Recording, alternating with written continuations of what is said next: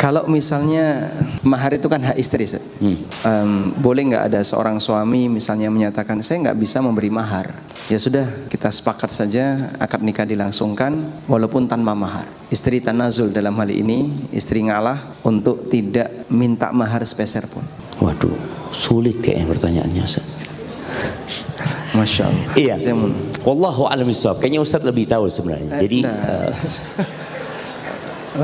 mahar itu termasuk pernikahan itu harus ada maharnya, gitu Ustaz ya. Termasuk walaupun tidak disebutkan mahar itu, tapi mahar itu ada karena yang boleh menghibahkan dirinya tanpa mahar itu hanya khusus buat Nabi Muhammad SAW. Jadi nggak bisa perempuan menghibahkan dirinya kepada laki-laki pernikahan tanpa mahar. Dan mahar ini sebenarnya mungkin dibayangkan orang sesuatu yang berharga, yang harus mahal. Enggak, yang penting sesuatu yang punya nilai. Boleh jadi 10.000. Karena yang Wallahu'alam yang Anda tahu, mahar itu nggak ada batas terendah dan tidak ada batas tertingginya. Tapi termasuk yang harus ada dalam akad nikah. Jadi nggak bisa sang istri menikah tanpa mahar. Walaupun nanti istri boleh mengikhlaskan maharnya.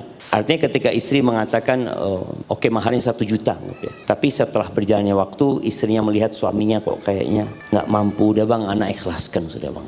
Masya Allah. Tapi keberadaan mahar tetap harus, walaupun tidak disebutkan dalam akad nikah. Jadi mahar itu tidak harus disebutkan dalam akad nikah. Gimana, berapa besaran maharnya? Seperti kemarin Ustadz Ami menikahkan anaknya orang itu. Berapa maharnya itu, Ustadz? Nggak disebutkan. Terus nanti? Saya kurang tahu, Ustadz. Nanti saya tanya lagi ke orang. Jadi nanti maharnya ikut pasaran, Ustadz ya? Ikut pasaran. Pasarannya di Jogja berapa, Ustadz? Pasaran Jogja cukup murah, Ustadz. Seperangkat alat sholat ya?